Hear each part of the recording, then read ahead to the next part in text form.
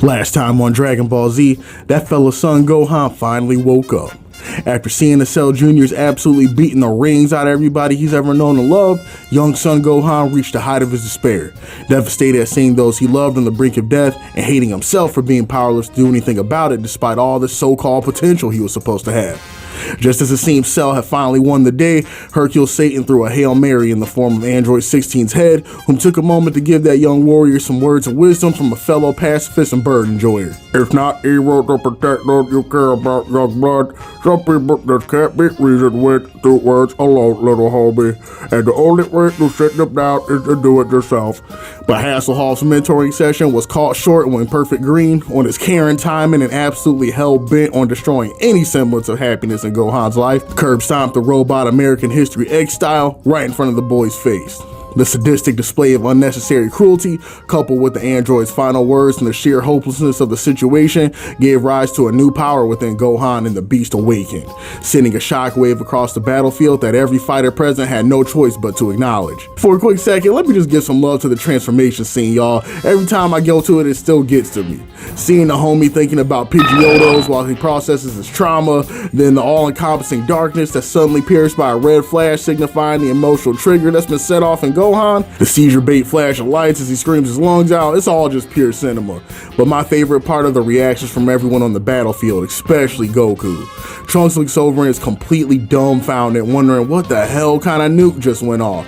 Vegeta's expression is a mixture of pure awe and the crying Wojak meme as he's overcome by saltiness that Gohan just reached a level of power he may never surpass.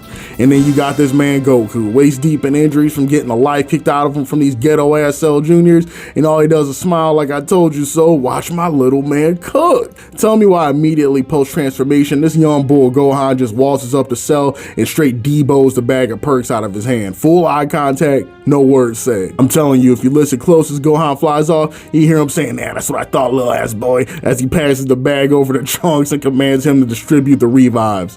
But this fella Gohan wasn't done. Oh nah, far from it. The Cell Juniors caught wind of what type of time he was on and immediately shifted strategies and started taking hostages.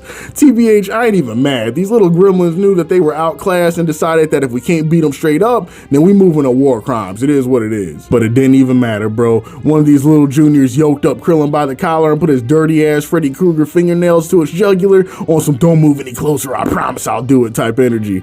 But Gohan was having none of it. Dude raised his arms and started building up his ki, pointing it straight at the Junior and Big Krill. At first, little dude thought the whole thing was sweet, just like his pops did when he saw Goku charging up that Kamehameha.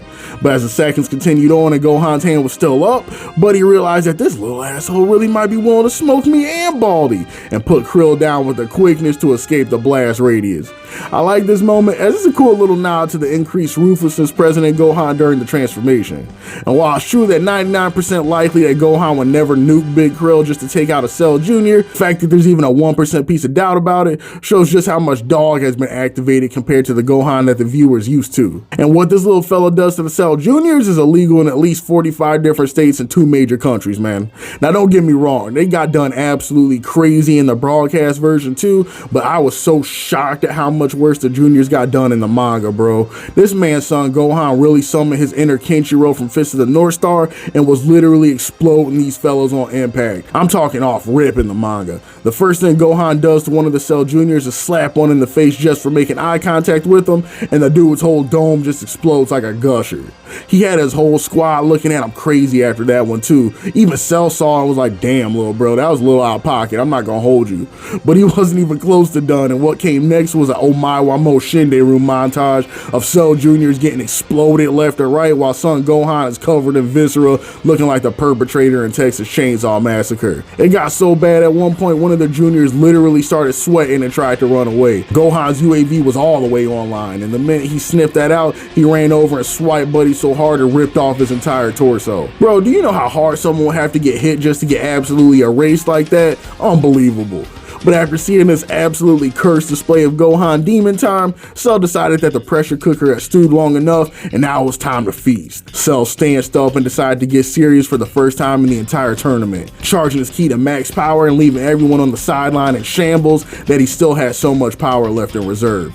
After he got done raising his energy, he looked over at Gohan for some validation, talking about, look, I know I just got done cooking your whole family over there, but you gotta admit I'm kinda nice with it, right? Then this fella's son Gohan looked this dude straight in the eye and said, whoopee, you hate to see it. But he just wanted to get this show on the road, and in seconds managed to piss Cell off more than anyone else had up to that point. Deciding that enough was finally enough, Cell charged in for what would now spell the beginning of the end. And Gohan, just to show exactly how over it was for Cell, gave him a freebie at the beginning of the match, something he definitely took from his Unc Vegeta. Cell smashed Gohan in the jaw with a hook that would have undoubtedly took anyone else in the arena's head off if they hadn't guarded it. But he was so sure that he knocked the taste out of the kid's mouth that he was smiling mid-punch before he even saw the reaction. But as we all know, things did not go Perfect Green's way.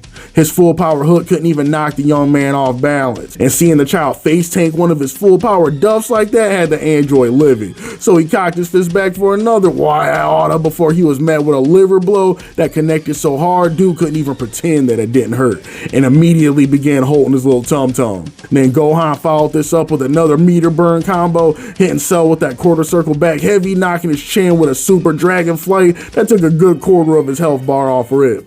Cell was doing his damnedest to fight back, but his most powerful attack stayed getting blocked in midair until Gohan decided to fire back with a kick to the dome piece that sent this man dragging across the floor to a different map. It was at this point that Cell knew it was Jover and decided that if he can't win fair, he's gonna win off a technicality, and took to the air to rain a Kamehameha directly onto Gohan's dome that he would be forced to take head on or risk the whole Earth's top getting popped. As the beam rapidly made its way to the Earth's surface, the totality of the Z crew were positive that this time they were for sure 10 toes deep, until Gohan, deep in the clutch, fired off an instantaneous Kamehameha directly at the beam, sending Cell's own attack flying right back at him and then some, wiping out half his body but absolutely nuking his pride. And can we just talk about how cold that instant Kamehameha was?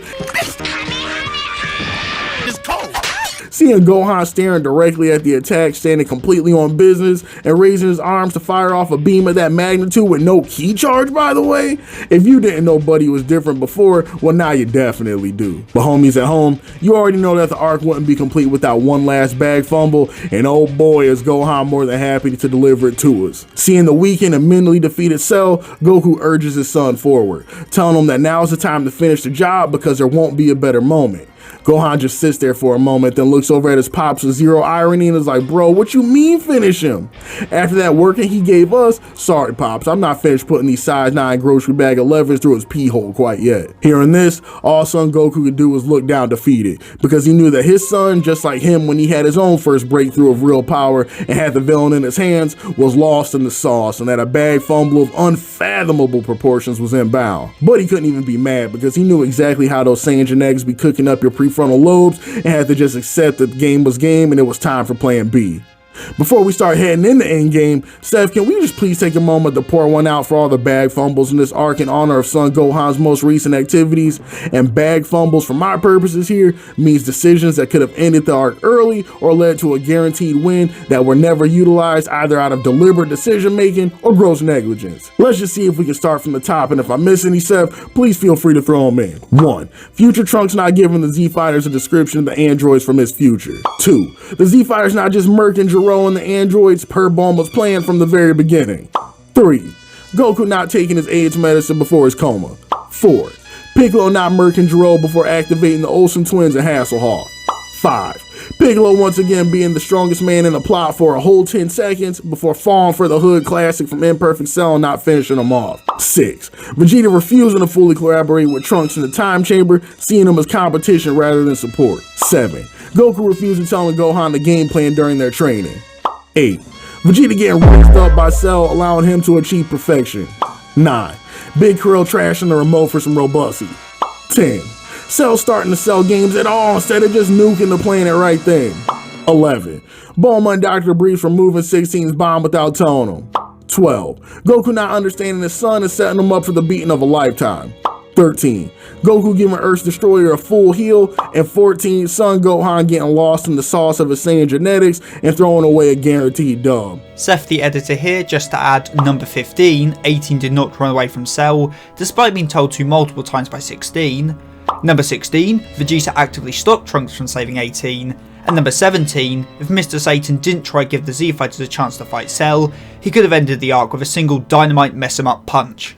As long as this list is, I still feel like I'm forgetting some. So if you can remember even more times the Z Warriors sold in the past 2 arcs, please put it down in the comments so we can cook these fellas up some more. Now, back to Gohan. As Goku initially worried, Gohan did indeed refuse to finish the job, allowing Cell to fully regenerate, but even more worrying, to get desperate. Cell, unable to calculate the Steiner math on there being a fighter in the universe actually capable of running his pockets, started to lose his usual decorum and becomes more and more beast-like, hawking out and using raw power out of desperation in the same way Trunks did in their fight.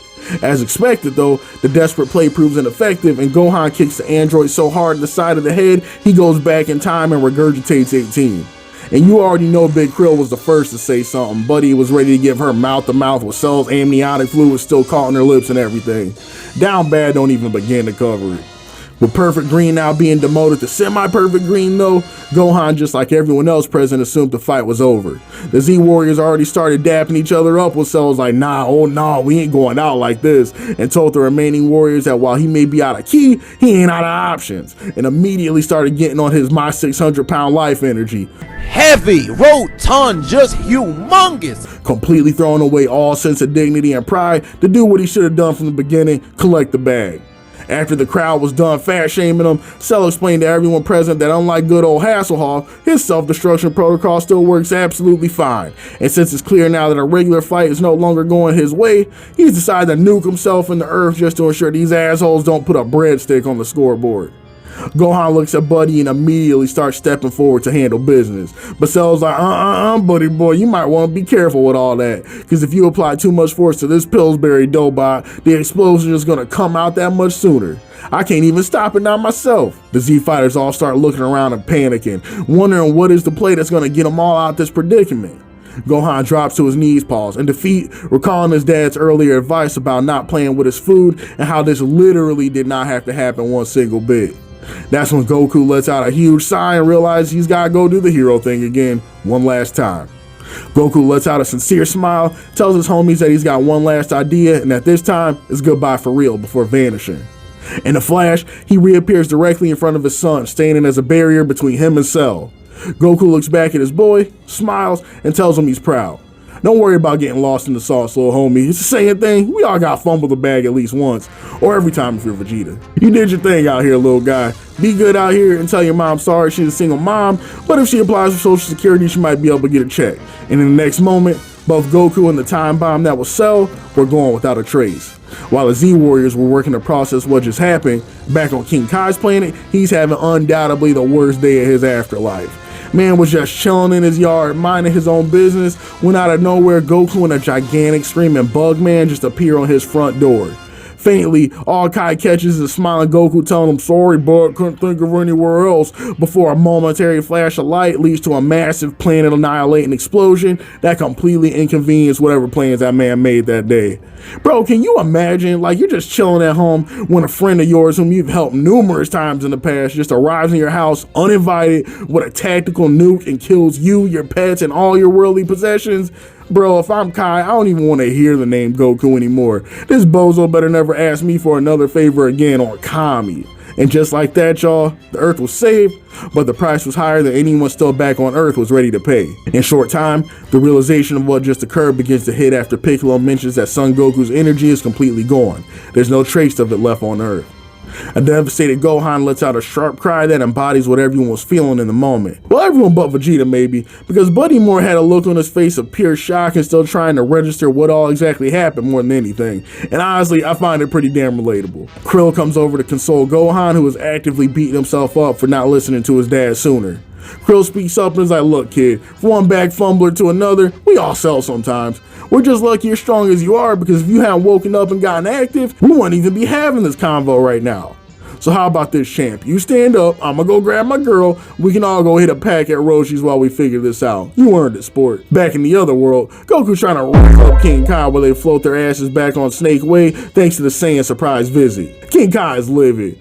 Bro's like, Goku, I know we cool, but I don't think you really understand all the way exactly who I am. I know y'all got your own little world down there, bucko, but I'm bigger than all that. I'm bigger than Kami, and yet you thought it was cool to just bring a literal ticking time bomb to my crib after all I've done for you, bro? Make it make sense. Then this man Goku's like, geez, King Kai, you still on this? I already apologized. Yes, I'm still on this. What you mean? Goku chimes in again, and speaking of dramatic, where's Cell? Shouldn't we have passed Buddy by now? That's when King Kai stops right in his tracks and it's like, hold up. For once, Goku, you're absolutely right. Why haven't we passed him yet? Everybody has a check into King Emma's, no exceptions. That's when King Kai grew eerily quiet and his heart dropped, looking over to Goku and telling him the news. Cell isn't dead. Back on Earth, just as the heroes were preparing to lick their wounds and head home, a massive cloud of force appears out of nowhere and it shoots a single beam that nails Trunks directly in the heart, ending his life instantly. Unfortunately, it appears the battle wasn't over after all. And right here is where we're calling it. Tune in next time, homies, as our heroes face the grim reality that Cell is still very much alive. With Goku gone and Gohan mentally and physically at his limit, is there any hope left? Tune in next time to find out. Be easy, y'all, and I'll catch you soon in the next video.